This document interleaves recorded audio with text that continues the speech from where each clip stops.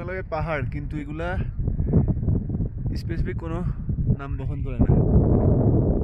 যেমন ঢাউলাগিরি, নীলগিরি, এভারেস্ট, কাঞ্চনজঙ্ঘা, কেটু, এগুলোর নাম আছে।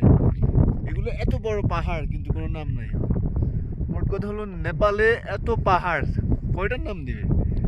সুবহানাল্লাহ, সুবহানাল্লাহ। হ্যাঁ, একটু ঝুম করে দেখাই।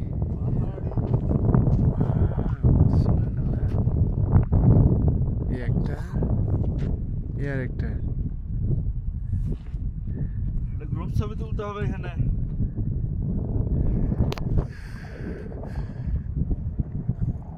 মনে হচ্ছে আমরা মঙ্গল গ্রহে দাঁড়িয়ে আছি, একদম সব ল্যান্ডস্লাইড।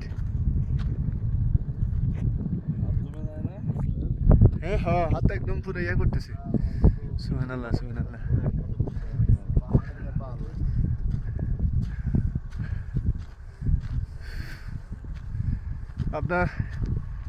আপনারা যদি নিজেদের ঘরের গন্ডি, দেশের গন্ডি না পার হন, কিভাবে বুঝবেন আল্লাহর সৃষ্টি যে এত সুন্দর? আব্দুল্লাহ ভাই, আল্লাহু আকবার, সুবহানাল্লাহ, সুবহানাল্লাহ, সুবহানাল্লাহ। মানে আমাদের গ্রুপের সবাই এত মুগ্ধ হয়েছে এই জায়গায় এসে।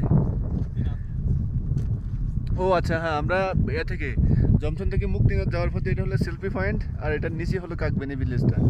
এই সেলফি পয়েন্টে সবাই মোটামুটি ছবি তোলে এই পাহাড়ের সৌন্দর্যগুলো